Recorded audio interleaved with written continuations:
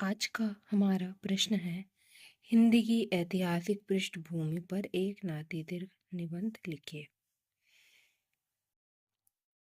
ऐतिहासिक पृष्ठभूमि कहने से तात्पर्य है हिंदी के हिंदी भाषा के इतिहास की ऐतिहासिक पृष्ठभूमि कि हिंदी की उत्पत्ति किस तरह हुई। इस पर हम इस प्रश्न के माध्यम से चर्चा करेंगे।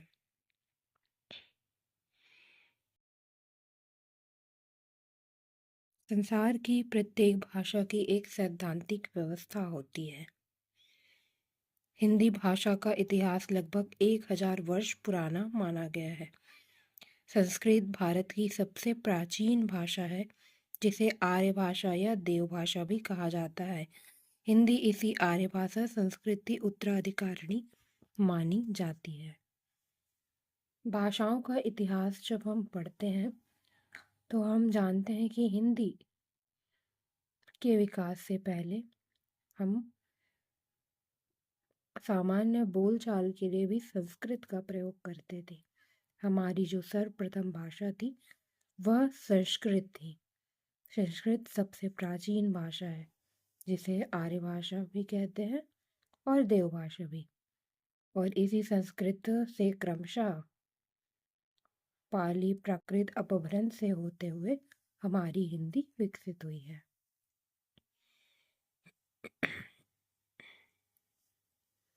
हिंदी एक भारतीय आर्य भाषा है। हिंदी शब्द का मौलिक अर्थ है हिंद का, अर्थात भारतीय। मतलब भारत की जो भाषा है, भारतीय लोगों की जो भाषा है, वही हिंदी है। भाषा के अर्थ में हिंदी का प्रयोग फारसियों और अरबियों ने किया। हिंदी शब्द की निष्पत्ति सिंधु सिंध से हुई है, क्योंकि ईरानी भाषा में स को ह बोला जाता था। इस प्रकार हिंदी शब्द वास्तव में सिंध शब्द का प्रतिरूप है।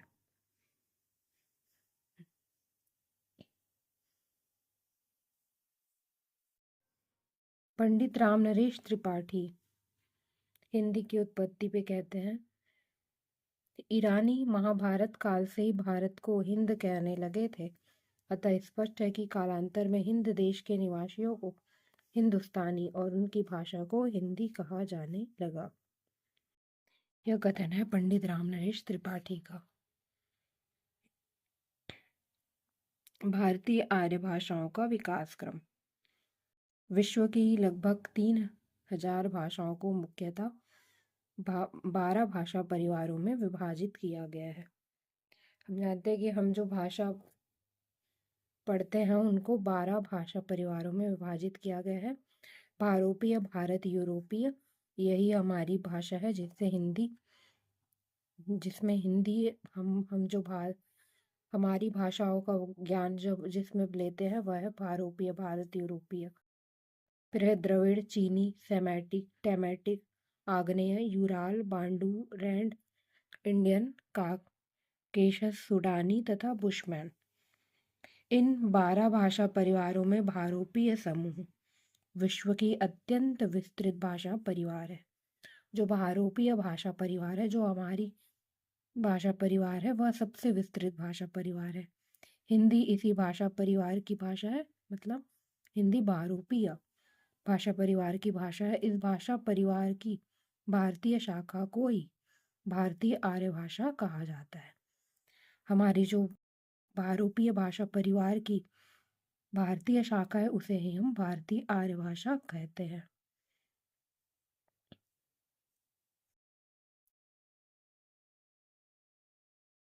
हिंदी भारोपीय परिवार की आधुनिक काल की प्रमुख भाषाओं में से एक है। भारतीय आर्य भाषाओं का विकास क्रम इस प्रकार है। संस्कृत से पाली, पाली से प्राकृत, प्राकृत से अपभ्रंश और अपभ्रंश से हिंदी व अन्य आधुनिक आर्य भाषाएं विकसित हुई हैं। हम जानते हैं कि जो सबसे पहले हमारी भाषा थी वह संस्कृत थी।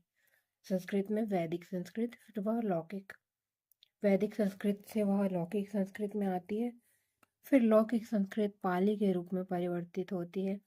पाली से वह प्राकृत बनती है, प्राकृत से अपभ्रंश, और अपभ्रंश से ही धीरे धीरे विभिन्न भाषाओं से होते हुए हिंदी का विकास होता है। हिंदी का जन्म संस्कृत के ही कोख से हुआ है, जिसके 3,500 से अधिक वर्षों के इतिहास को निम्नलिखित 3 भागों में विभाजित करके हिंदी की उत्पत्ति का विकास क्रम निर्धारित किया जा सकता है। हिंदी की उत्पत्ति को समझने के लिए हम हिंदी के विकास को 3 भागों में बांटते हैं, जिनमें है पहला प्राचीन भारतीय आर्य भाषाएं, जिसका समय है 1500 ईसा पूर्व से 500 ईसा पूर्व तक। दूसरा है मध्यकालीन भारतीय आर्य भाषा, जिसकी समय 500 ईसा पूर्व से 1000 ईस्वी तक है। और आधुनिक भारतीय आर्य भाषाएं, जिनका समय 1000 ईस्वी से अब तक का है। इस प्रकार इन 3 भागों में प्राचीन भारतीय आर्य भाषा, मध्य भारतीय आर्य भाषा और आधुनिक भारतीय आर्य भाषाओं के अध्ययन से हम हिंदी के विकास को समझ सकते हैं। प्राचीन भारतीय आर्य भाषा काल के अंतर्गत 2 भाषाएं हैं, वैदिक संस्कृत और लौकिक संस्कृत। मध्य भारतीय आर्य भाषा काल के अंतर्गत 3 भाषाएं हैं, पाली, प्राकृत और अपभ्रंश। आधुनिक भारतीय आर्य भाषा काल के अंतर्गत हिंदी व अन्य आर्य भाषाओं को गिना जाता है। तीसरी जो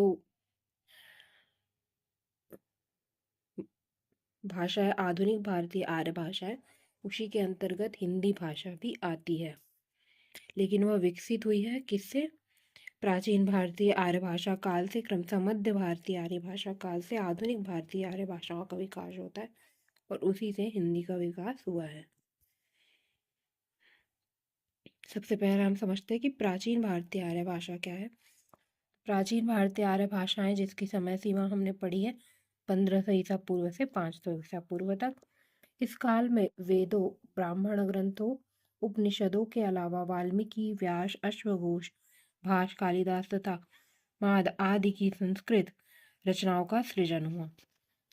सामान्य सी बात है कि उस समय जैसे आज की भाषा में आज की हमारी जो भाषा है, बोली है, हिंदी है, साहित्य का सृजन भी उसी में हो रहा है। उस समय की भाषा संस्कृत थी, बोली जाने वाली, समझी जाने वाली, तो उस समय की जो रचनाएं होती थी वह भी संस्कृत में होती है। 1000 वर्षों के इस कालखंड को संस्कृत भाषा के रूप में व्याकरणिक नियमों के अंतर के आधार पर निम्नलिखित 2 भागों में विभाजित किया गया है।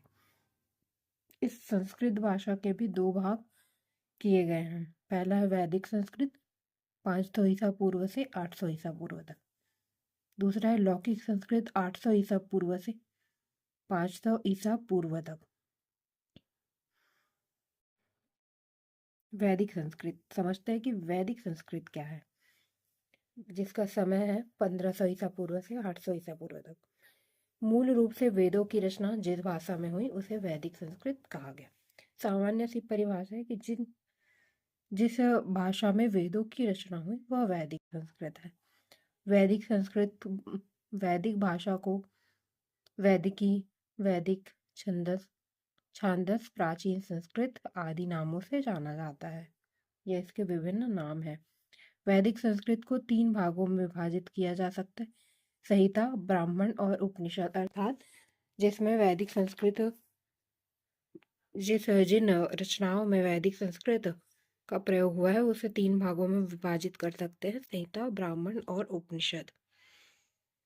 संहिता के अंतर्गत 4 वेद आते हैं। जो हमारे चारों वेद हैं वो संहिता के अंतर्गत आते हैं, ऋग्वेद, यजुर्वेद, सामवेद और अथर्ववेद।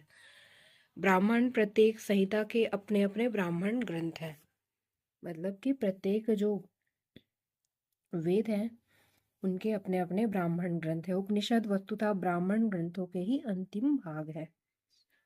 ऋग्वेद संस्कृत का प्राचीनतम ग्रंथ है। जो शुद्ध वैदिक संस्कृत जो हमें प्राप्त होती है वह केवल ऋग्वेद में प्राप्त होती है, इसलिए ऋग्वेद संस्कृत का सबसे प्राचीनतम ग्रंथ है। ब्राह्मण ग्रंथ और उपनिषदों की रचना में वैदिक संस्कृत में हुई, यह रचना भी वैदिक संस्कृत में हुई है, लेकिन हालांकि इनकी भाषा में पर्याप्त अंतर पाया जाता है। जो शुद्ध वैदिक संस्कृत है वह केवल ऋग्वेद में है।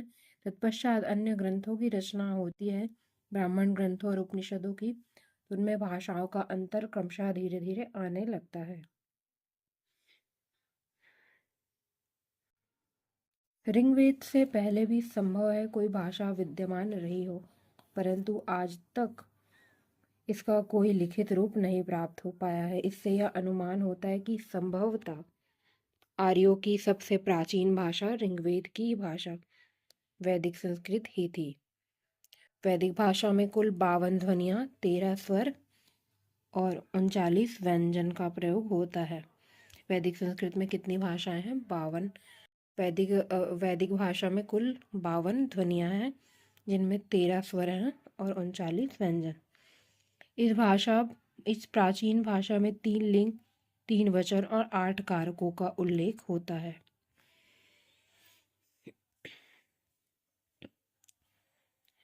अब पढ़ते हैं लौकिक संस्कृत क्या है। लौकिक संस्कृत जिसकी समय सीमा 800 ईसा पूर्व से 500 ईसा पूर्व तक है। वैदिक संस्कृत के 3 रूप हैं: पश्चिमोत्तरीय, मध्यवर्ती और पूर्वी। जो वैदिक संस्कृत है उसके भी क्षेत्र अलग अलग है। उसी के हिसाब से 3 क्षेत्र के हिसाब से उसकी भाषा में परिवर्तन है और इसे ही 3 भागों में बांटा गया है: पश्चिमोत्तरी, मध्यवर्ती और पूर्वी। लौकिक संस्कृत जो है पश्चिमोत्तरीय बोली पर आधारित है। भाषा विकास में वैदिक संस्कृत के बाद की अवस्था लौकिक की है। इस भाषा को संस्कृत या क्लासिक संस्कृत भी कहते हैं। लौकिक भाषा का भाषिक विवेचन सर्वप्रथम पाणिनिकृत अष्टाध्यायी में मिलता है। अष्टाध्यायी इसी भाषा का व्याकरण ग्रंथ है। अष्टाध्यायी किस भाषा का व्याकरण ग्रंथ है? लौकिक संस्कृत का, जिसे हम क्लासिक संस्कृत या सिर्फ संस्कृत भी कहते हैं। और अष्टाध्यायी के रचनाकार है पाणिनि। इस भाषा में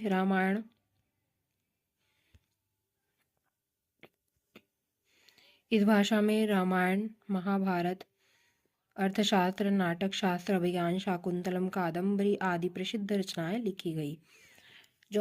हम जो आज के समय में कुछ संस्कृत की जो रचनाएं जानते हैं वह लौकिक संस्कृत में लिखी गई है, ना कि वैदिक संस्कृत में। वैदिक संस्कृत में केवल वेदों, संहिता और ब्राह्मण ग्रंथों का रचना हुआ है। उसके बाद जितनी भी रचनाएं हुई, जितने भी कवि हुए, उन्होंने लौकिक संस्कृत में रचनाएं की हैं। वैदिक संस्कृत की 4 ध्वनियों क, ल, जीवा, मूल्य और उपध्वनीय के लुप्त होने से लौकिक संस्कृत में 48 ध्वनियां ही शेष रह गई। लौकिक संस्कृत में कितनी ध्वनियां हैं? 48। और वैदिक संस्कृत में हमने कितनी पढ़ी? 52। विदित है कि इस काल में संस्कृत भाषा का स्पष्ट व्याकरण मिलना शुरू हो जाता है।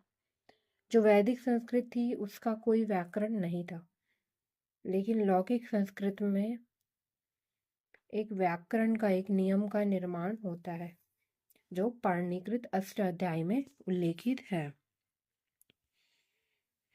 अब हम आते हैं मध्यकालीन भारतीय आर्य भाषाओं में, जिसका समय है 1500 ईसा पूर्व से 1000 ईस्वी तक। मूलतः इस काल में लोक भाषा का विकास हुआ। लोक भाषा अर्थात लोगों की भाषा का विकास हुआ। इस समय भाषा का जो रूप सामने आया उसे प्राकृत कहा गया। प्राकृत क्यों कहा गया? क्योंकि यह सामान्य लोगों की भाषा थी, आम जन की भाषा थी, इसलिए इसे प्राकृत कहा गया। वैदिक और लौकिक संस्कृत काल में बोलचाल की भाषा दबी पड़ी हुई थी। उसने अनुकूल समय पाकर सिर उठाया और जिसका प्राकृतिक विकास प्राकृत के रूप में हुआ। व्याकरणों ने प्राकृत भाषा को प्रकृति संस्कृत को मानकर उसे प्राकृत शब्द की व्युत्पत्ति की है।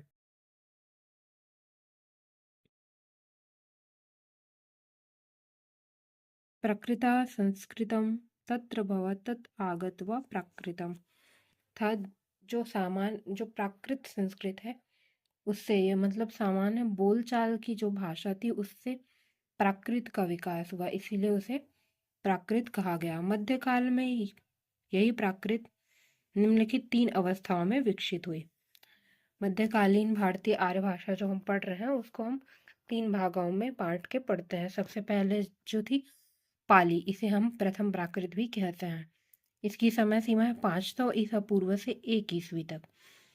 फिर है प्राकृत, जिसे द्वितीय प्राकृत भी कहा जाता है, 1 ईस्वी से 500 ईस्वी तक। और थर्ड है अपभ्रंश, जिसे हम कहते हैं तृतीय प्राकृत, जिसकी समय सीमा है 500 ईस्वी से 1000 ईस्वी तक।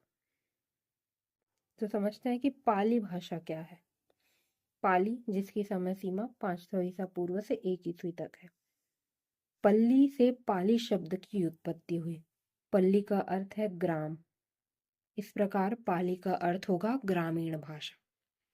हमने पढ़ा कि जो प्राकृत है वह सामान्य लोगों की भाषा है, लोग की बोलचाल की भाषा है। तो पाली जो है ग्रामीण भाषा, मतलब लोगों के बोलचाल की भाषा। पाली शब्द की उत्पत्ति पाटली, पाटलिपुत्र से भी मानी जाती है। इस संदर्भ में पाली का अर्थ हुआ मगध की भाषा। पाली को प्रथम प्राकृत भी कहा गया। इसमें बौद्ध साहित्य की रचना हुई। इस भाषा में त्रिपिटक ग्रंथों, सूत्र पिटक, विनय पिटक एवं अभिधम पिटक की रचना हुई। पाली भाषा को हमने क्या कहा, प्रथम प्राकृत।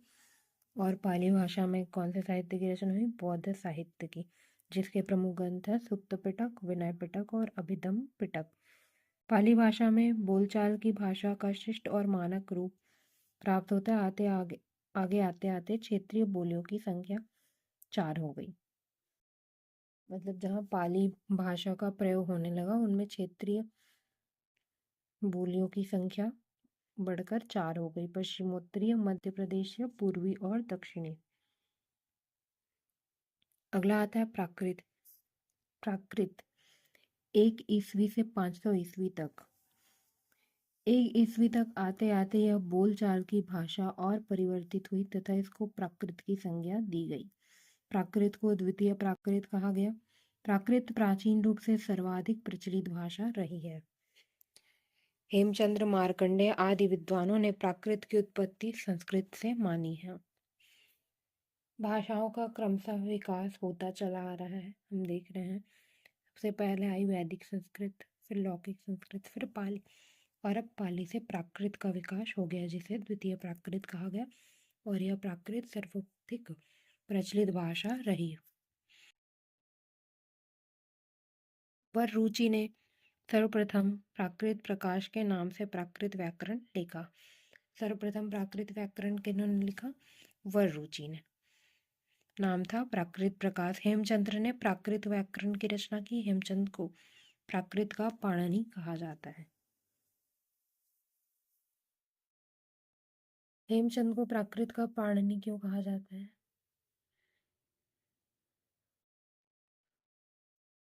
सर्वप्रथम हमने देखा कि लौकिक साहित्य के व्याकरण की रचना पाणिनि ने की, अष्टाध्यायी नाम। और यहाँ पे हेमचंद्र प्राकृत व्याकरण की रचना करते हैं, इसीलिए इन्हें प्राकृत का पाणिनि कहा गया। सामान्य मतानुसार जो भाषा असंस्कृत थी और बोलचाल की आम भाषा थी तथा सहज ही बोली समझी जाती थी, स्वभावतः प्राकृत कहलाई। क्षेत्रीय बोलियों की संख्या कई थी, जिनमें शौरसेनी, पैशाची, ब्राह्मण, महाराष्ट्री, मागधी और अर्धमागधी आदि प्रमुख हैं। भाषा वैज्ञानिकों ने प्राकृतों के 5 प्रमुख भेद स्वीकार किए हैं। पहला है शौरसेनी। सूरसेन मथुरा के आसपास मध्य देश की भाषा जिस पर संस्कृत का प्रभाव है। दूसरा पैसाची, सिंध की भाषा। महाराष्ट्री, विदर्भ महाराष्ट्र की भाषा। उसके बाद है मागधी, मगध की भाषा। अर्धमागधी, कौशल प्रदेश की भाषा, जैन साहित्य में प्रयुक्त। अर्धमागधी का प्रयोग किस में? जैन साहित्य में। कौशल प्रदेश अर्थात छत्तीसगढ़, मध्य प्रदेश, उड़ीसा, यहाँ की भाषा रही अर्धमागधी। उसके बाद आता है अपभ्रंश, 500 ईस्वी से 1000 ईस्वी तक। अपभ्रंश भाषा मध्यकालीन आर्य भाषा की तीसरी अवस्था है। हमने पढ़ा मध्यकालीन भारतीय आर्य भाषाओं को 3 भागों में विभाजित किया गया है, पाली, प्राकृत और अपभ्रंश। तीसरी अवस्था कहलाती है अपभ्रंश। अपभ्रंश का शाब्दिक अर्थ है बिगड़ा हुआ या गिरा हुआ। अपभ्रंश को अवहंश, ग्रामीण भाषा, देशी भाषा, अभीर, अभिरोक्ति आदि नामों से भी जाना जाता है। पतंजलि के महाभाष्य में अपभ्रंश का सर्वाधिक प्रमाणिक प्रयोग हुआ है। पतंजलि ने अपभ्रंश का प्रयोग अपशब्द के समानार्थक रूप में किया है। अपभ्रंश के निम्नलिखित 7 भेद स्वीकार किए जाते हैं, जिनसे आधुनिक भारतीय आर्य भाषाओं और उपभाषाओं का विकास होता है। पहला सौर श्रेणी से विकसित हुई पश्चिमी हिंदी, और इसी पश्चिमी हिंदी से हमारी खड़ी बोली का विकास होता है। तो सौर श्रेणी की उप बोलियां हैं पश्चिमी हिंदी, राजस्थानी और गुजराती।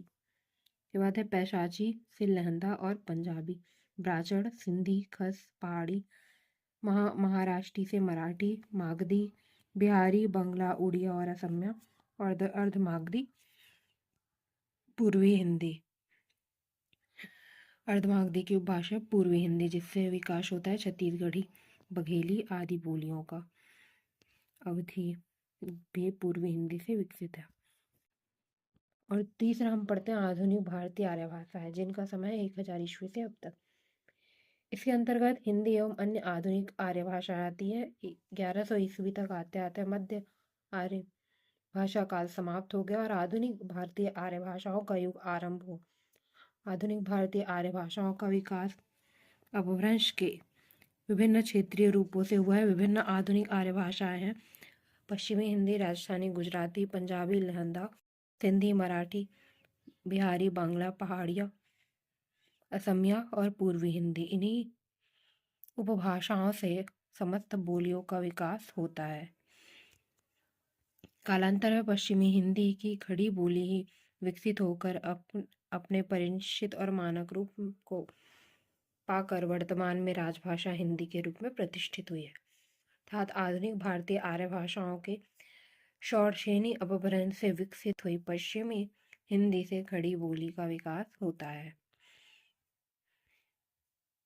निष्कर्ष, स्पष्टतः आधुनिक भारतीय आर्य भाषाओं का विकास अपभ्रंश से हुआ। हिंदी का विकास अपभ्रंश के षोडशेनी, मागधी और अर्धमागधी रूपों से हुआ है। चूंकि इन सभी आधुनिक आर्य भाषाओं का स्रोत संस्कृत रही, इसलिए इन आर्य भाषाओं के में संस्कृत के प्रचुर शब्द मिलते हैं। भारत में स्वतंत्रता संग्राम के समय हिंदी भाषा और हिंदी पत्रकारिता को महत्वपूर्ण भूमिका रही। महात्मा गांधी सहित अनेक राष्ट्रीय नेता हिंदी को राष्ट्रभाषा के रूप में देखने लगे थे। भारत के स्वतंत्र होने पर हिंदी को भारत का राजभाषा घोषित किया गया। तो यह थी हमारी हिंदी की ऐतिहासिक पृष्ठभूमि। धन्यवाद।